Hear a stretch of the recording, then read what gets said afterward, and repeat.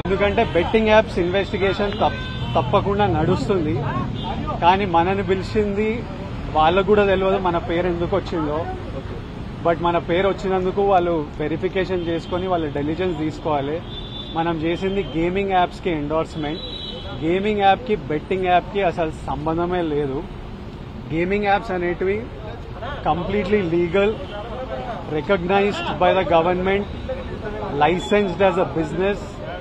వాళ్ళకి జిఎస్టీలు, టీడీఎస్లు, కంపెనీలు, it's fully registered, recognized by supreme court and various state governments. అది గేమింగ్ యాప్. అటువంటిది A23. ఇప్పుడు క్విక్ గా డౌట్ ఉన్న వాళ్ళకి క్విక్ గా మీరు గూగుల్లోకి వెళ్ళి టాప్ గేమింగ్ యాప్స్ అని కొడితే కొన్ని వస్తాయి. A23తో సహా My11 Circle, Dream11, NPL, జుపీ ఇట్లాంటివి కొన్ని వస్తాయి. ఇవన్నీ రిజిస్టర్డ్ గేమింగ్ యాప్స్. ఇవన్నీ మన ఇండియన్ క్రికెట్ టీమ్ కి స్పాన్సర్, మన ఇండియన్ ఒలింపిక్స్ టీమ్ కి స్పాన్సర్, మన ఇండియా విమెన్స్ క్రికెట్ టీమ్ కి స్పాన్సర్, ఐపీఎల్ కి, ఎంపీఎల్ ఒకదానికి official sponsor, various kabaddi league కి, వాలీబాల్ లీగ్ కి అన్నిటికీ వీళ్ళు స్పాన్సర్ చేస్తారు. ఎందుకంటే these are completely legal entities. Indian Olympics team కి స్పాన్సర్ చేయాలంటే లీగల్ ఉండాలా వద్దా? సో ఫస్ట్ ఆఫ్ ఆల్ ఈ గేమింగ్ యాప్స్ ని, ఈ ఇల్లీగల్ బెట్టింగ్ యాప్స్ ని మీరు సపరేట్ చేయాలి. అది జర్నలిస్ట్ గా మీ రెస్పాన్సిబిలిటీ.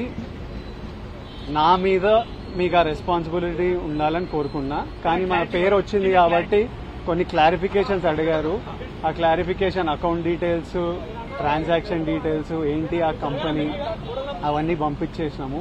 ఇంతటితో సమాప్తం. Thank you.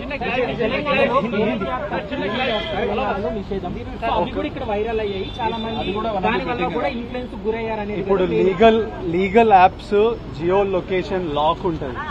మీరు కొంచెం రీసెర్చ్ చేసి ఈ యాప్ A23 యాప్ తెలంగాణలో వాడాలని చూడండి. అది ఓపెన్ కాదు. ఓపెన్ అయ్యి మీకు మెసేజ్ వస్తుంది, ఈ ఏరియాలో మీరు అలౌడ్ కాదు అని. పర్టికులర్ కొన్ని స్టేట్ గవర్నమెంట్స్ లీగల్ గా అలౌ చేశాయి, కొన్ని స్టేట్ గవర్నమెంట్స్ లో అలౌ చేయలేదు. సో అది క్లారిఫికేషన్.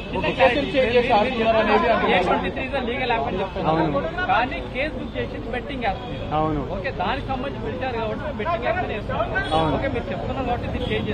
Thank you.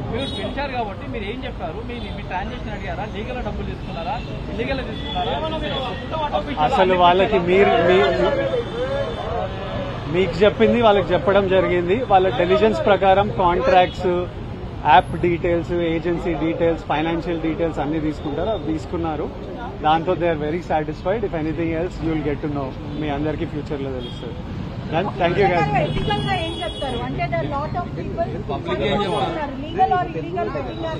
ఇప్పుడు మన దాంట్లో